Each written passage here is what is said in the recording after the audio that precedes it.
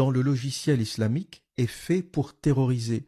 D'ailleurs, dans cette religion, pour vous convaincre que l'islam est la vérité, on n'essaye pas de vous séduire, on vous terrorise.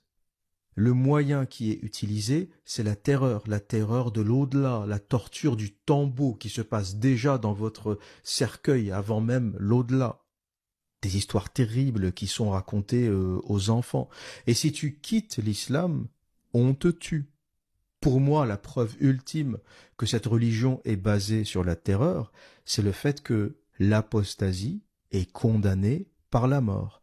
On a un hadith très clair qui en parle, un hadith Sahih de la plus haute authenticité, Sunan An-Nasa'i 4059, la référence livre 37, hadith 94. Le hadith nous dit, le messager d'Allah a dit, quiconque change sa religion, tuez-le. Quiconque change sa religion, tuez-le. On ne peut pas être plus clair. L'islam condamne l'apostasie par la mort. Et pourquoi on fait ça? Si c'était une religion qui arrivait à convaincre facilement, il n'y a pas besoin de ce genre de condamnation.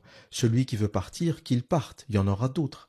Mais si on condamne ceux qui sortent par la mort, c'est qu'on a peur qu'ils sortent. Et on ne peut pas les convaincre par autre chose que par la terreur, que par les menaces de mort. Oui, je l'ai fait, le verset 11. Là, c'est l'éternel. Dis à Agar. Oui. Voici tes ancêtres. Là, Agar, c'est la mère d'Ismaël, qui est l'ancêtre de tout bon musulman.